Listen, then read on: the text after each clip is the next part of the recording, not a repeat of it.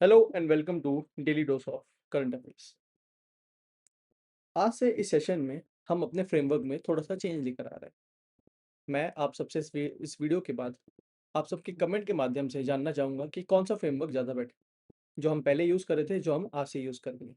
तो चलिए हम आज का अपना सेशन शुरू करते हैं पहली न्यूज़ के साथ। पहली न्यूज़ है हमारे लिए आज के लिए, द यूएस एम्बेसडर सर्गियो गोर visit to थेस्की monastery in Ladakh. थेस्की monastery in Ladakh, this is the monastery. You can see on your screen, this is the picture.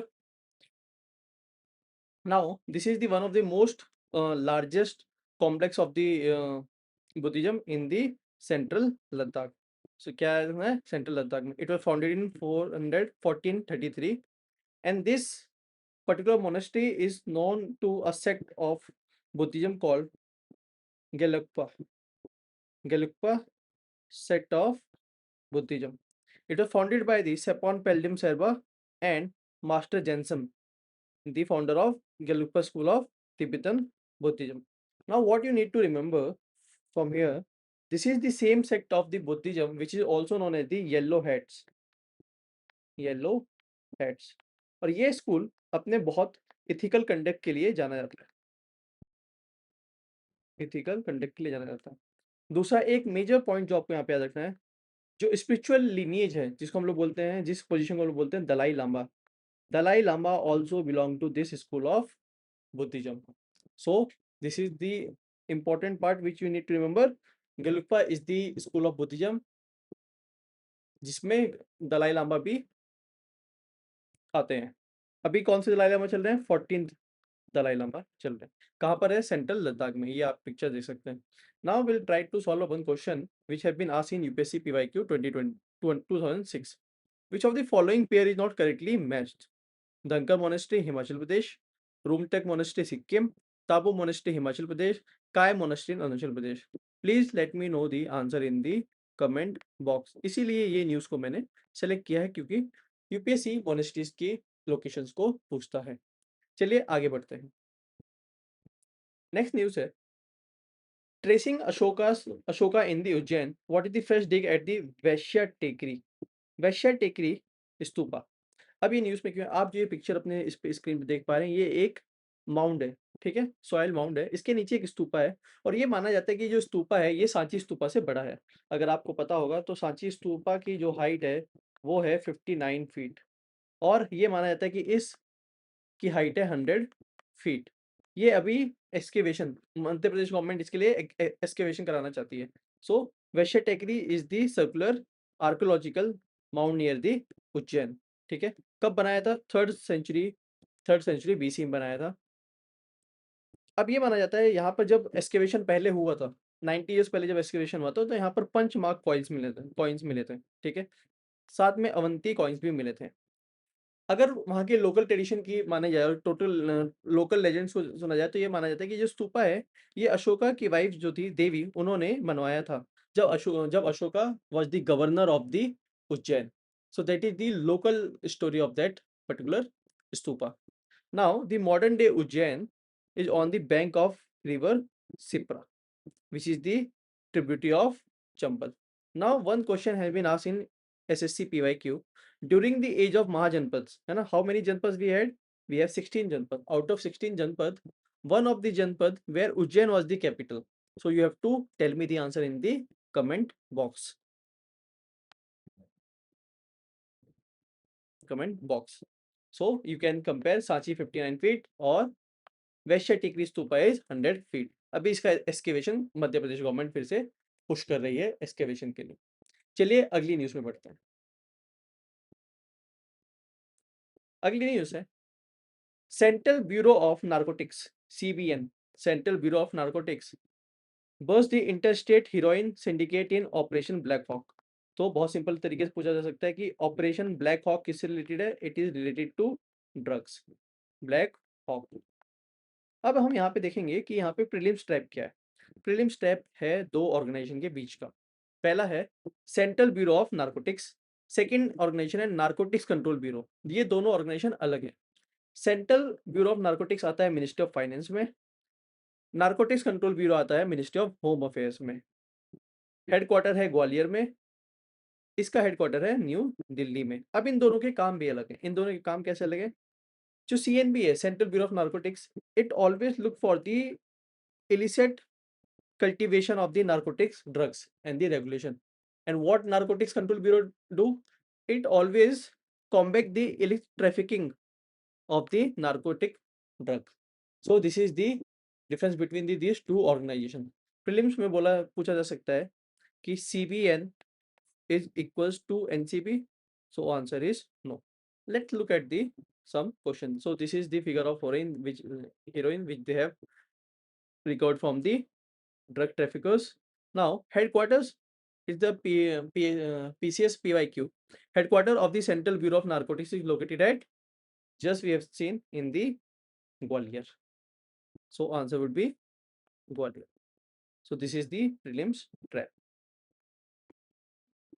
Prelims trap. चलिए आगे देखते हैं. Russia received KN-30 ballistic missile from the North Korea.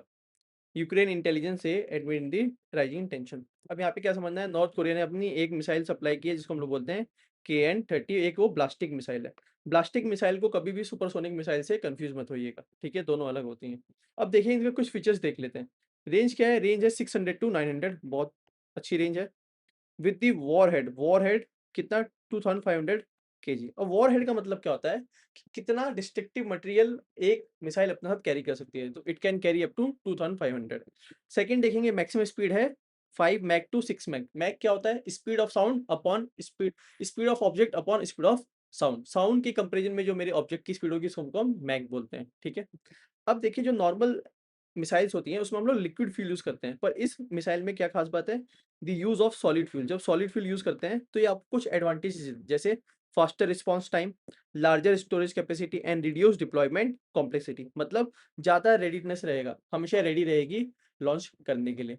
इसी इसको और अच्छे समझने के लिए इस टॉपिक को कि कैसा क्वेश्चन बन सकता है, हम एक क्वेश्चन देखेंगे यूपीएससी सीडीएस का जो 2022 का है, जो है ब्रह्मोस मिसाइल से रिलेटेड. अब वो पूछ रहा है it has the flight range of 290 kilometre.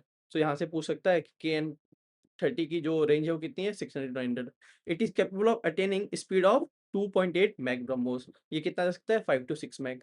It cruising altitude could be up to 30 kilometre, ठीक है. The right answer is, this is the wrong, the right answer is 1 and 2. So this is how you can frame the questions.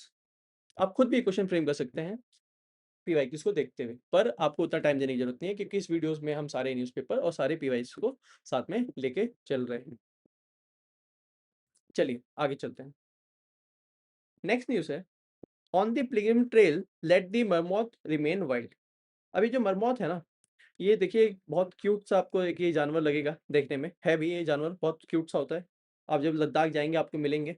ये rodent होते हैं, rodents होते हैं, ठीक है. अब जो स्क्वेरल्स होती हैं वो भी रोडेंट फैमिली में आते हैं. अगर आप कहीं पढ़ेंगे मेरमॉट के बारे में तो मेरमॉट को बताएगा it is a kind of squirrel. Yes, they are squirrel because squirrel और also in the part of rodent family, ठीक है. अब recently Shrinath Amarnath yatra brings thousands of pilgrims into a fragile Himalayan ecosystem. यहाँ से क्या पता चलता है? इनको हम लोग बोलते हैं लॉन्ग टेल मेरमॉट, और ये मिलते कहाँ पर है? हिमालयन इकोसिस्टम में मिलते हैं, ठीक है. इट इज ए रोडेंट, मैंने जैसे बताया कि एक रोडेंट है which live in the high altitudes and the he belong to family of sciuridae, ठीक है. अब कहाँ-कहाँ मिलते हैं ये? ये मिलते हैं सेंट्रल एशिया में, साउथ एशिया में, Kyrgyzstan, Tajikistan, Kazakhstan, Afghanistan, Pakistan, China, north western India. In India they mainly found in Jammu and Kashmir and Ladakh. कैसी होती है? हर्बीवोरस डाइट होती है इनकी. यूपीएससी की आजकल आपने देखा होगा habit, they ask the diet और the special characteristics of the animals. IUCN status क्या है? Least concern. Okay. Now there was one question in 2021. Look at that question. Consider the following animals: hedgehog, marmot, and pangolin. ये था marmot. To reduce the chance of being captured by the predators, which of the above organisms roll up and protect their vulnerable part? So हैगॉग और pangolin, इसका answer होगा 1 and 3. मेरमॉट कभी भी अपने आप को रोल नहीं करता है क्योंकि ये रोडेंट है, ठीक है. सो इसका आंसर हो जाएगा 1 and 3. The right answer would be 1 and 3. So this is how you connect the current news with the PYQ. Let's get into the next news. India and Mauritius link a long-term fuel supply agreement (IOC) to meet complete import requirement.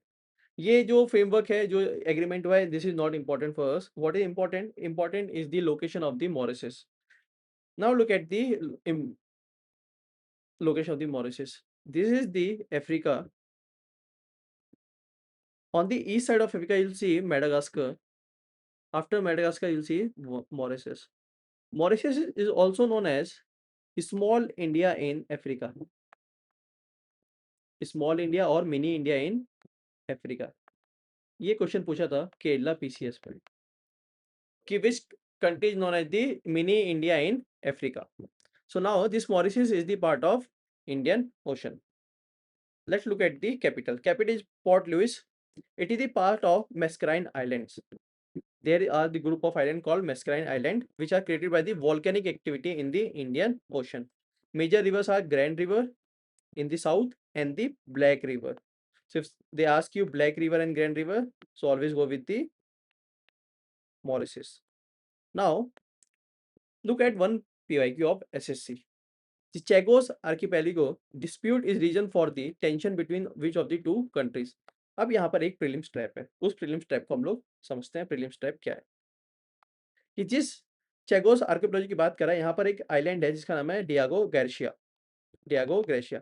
Diego Garcia पे US का military base है. Military base है. तो हमेशा student को लगता है कि जो ये इशू है ये चेकोस आर्कियोलॉजी का, ये किसके बीच में है? यूएस और मॉरिशस के बीच में. ऐसा नहीं है. ये जो आर्कियोलॉजी जो है ये यूनाइटेड किंगडम के कंट्रोल में है, but yes it is used by the US for the military purposes. So the real tension is between Mauritius and the United Kingdom. So this you have to remember. So this is all about the today's session. Please let me know in the comment box which framework you like, today's framework or the last framework. I hope you like the session. Please stay tuned with the Shunya IAS. See you in the next video. Thank you.